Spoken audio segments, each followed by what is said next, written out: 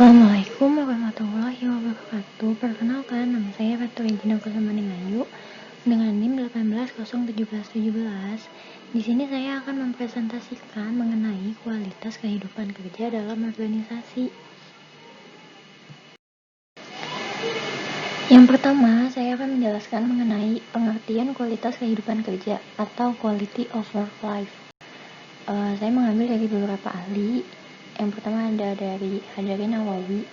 Beliau mengungkapkan bahwa kualitas kehidupan kerja yaitu perusahaan harus menciptakan rasa aman dan kepuasan dalam bekerja demi mewujudkan tujuan perusahaan. Yang kedua ada dari Kaskio.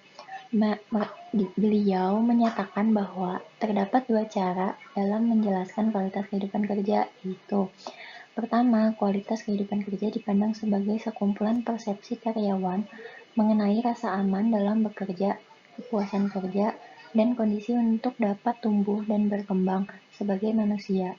Kedua, kualitas kehidupan kerja dipandang sebagai sekumpulan sasaran yang ingin dicapai melalui kebijakan organisasi seperti kondisi kerja yang aman, keterlibatan kerja, kebijakan pengembangan karir, dan kompetensi yang adil.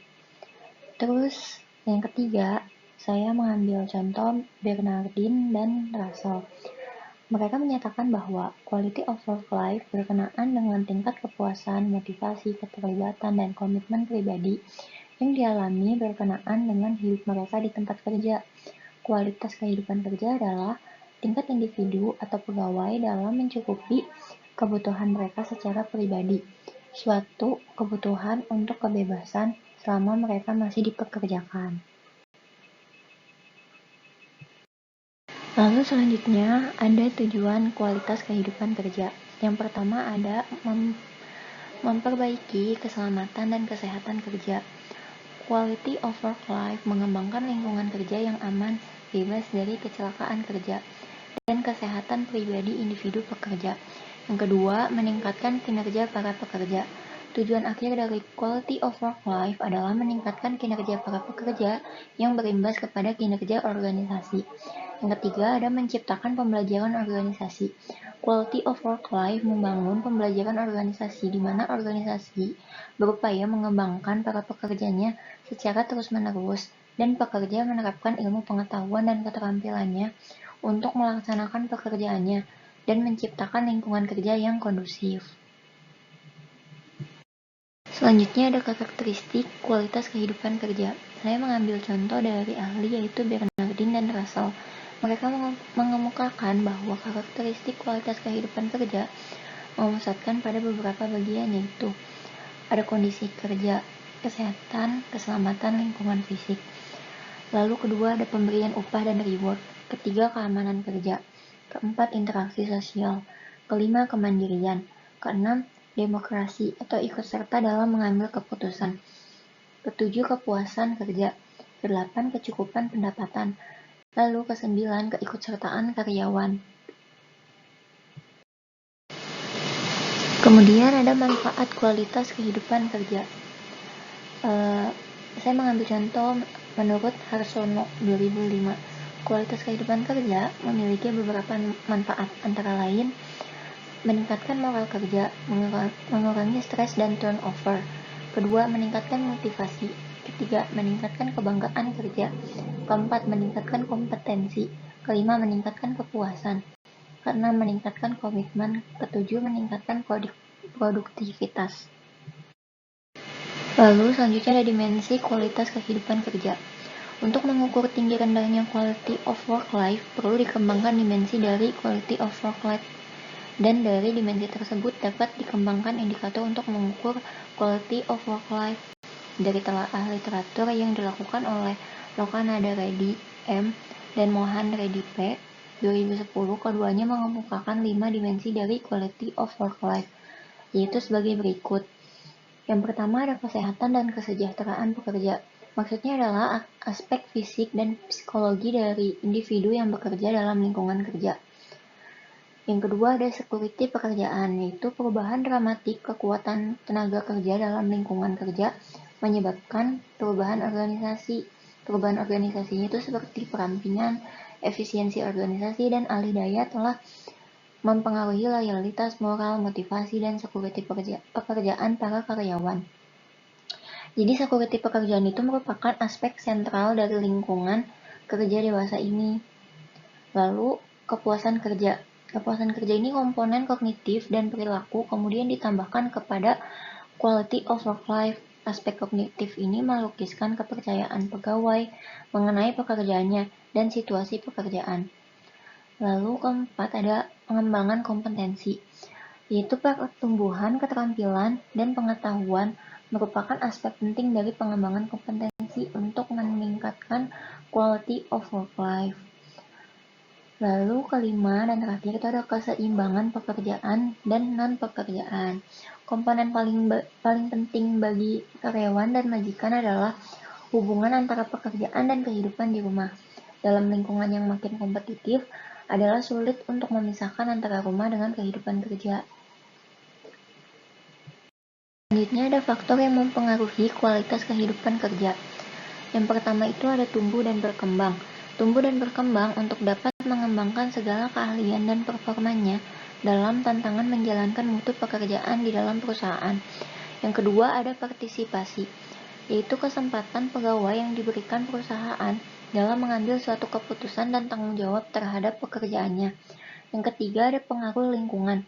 Pegawai merasa nyaman di lingkungan tempat kerja yang dapat meningkatkan produktivitasnya. Keempat ada upah dan kesejahteraan, yaitu kesempatan pegawai untuk memperoleh upah dan tunjangan di dalam suatu perusahaan sesuai dengan pekerjaan yang ia jalani. Selanjutnya ada faktor supervisi.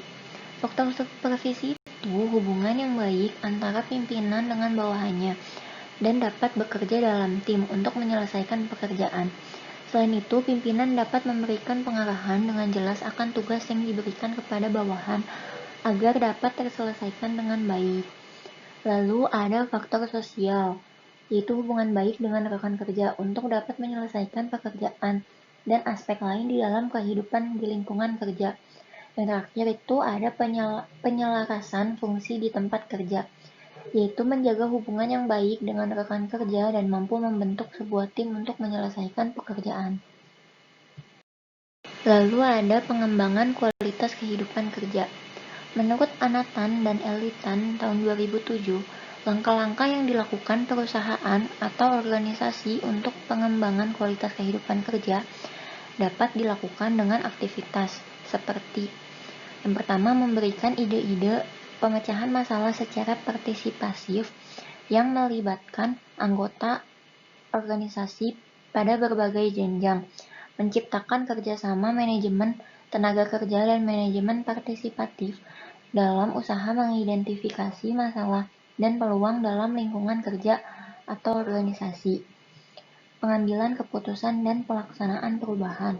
Yang kedua ada merestrukturasi sifat dasar pekerjaan yang dilakukan oleh pekerja dan sistem-sistem kerja yang melingkupinya, sehingga pengaturan kerja dan rangkaian kerja lebih konsisten dengan kebutuhan-kebutuhan individual dan struktur-struktur sosial di tempat kerja. Lalu ketiga ada menciptakan sistem reward inovatif yang akan memberikan iklim yang berbeda dalam organisasi. Hal ini karena sistem imbalan ialah faktor utama untuk memotivasi kerja dan usaha karyawan yang pada gilirannya nanti akan meningkatkan kinerja organisasi. Lalu terakhir ada memperbaiki lingkungan kerja yang ditekankan pada kondisi nyata yang melingkupi pekerja-pekerja, termasuk lingkungan fisik, jam kerja, dan aturan-aturan yang berlaku. Lalu, yang terakhir ada usaha meningkatkan kualitas kehidupan kerja. Saya mengambil contoh dari Kaskio. Ia mengungkapkan bahwa ada beberapa usaha untuk meningkatkan kualitas kehidupan kerja, yaitu pertama, manajer harus menjadi pemimpin dan pelatih bukan sebagai bos atau diktator. Kedua, keterbukaan dan kepercayaan adalah penting. Kualitas kehidupan kerja dapat digunakan sebagai alat untuk meretakkan serikat buruh dan menjauhkan mereka. Mereka harus tetap terpisah dari kontrak penawaran kolektif dan tidak dapat digunakan oleh serikat buruh alat untuk melawan manajemen. Ketiga, ada secara tipikal informasi yang dipegang oleh manajemen harus dibagi dan saran yang dibuat oleh non-manajer harus diambil. Keempat, ada kualitas kehidupan kerja harus berubah secara teratur terus-menerus dan menjadi ke depan dari pemecahan awal sampai pada tingkat partnership aktual antara manajemen dan menjadi ke depan dari pemecahan awal sampai pada tingkat partnership aktual antara manajemen dan karyawan. Sekian presentasi dari saya, kurang lebihnya mohon maaf. Wassalamualaikum warahmatullahi wabarakatuh. Terima kasih.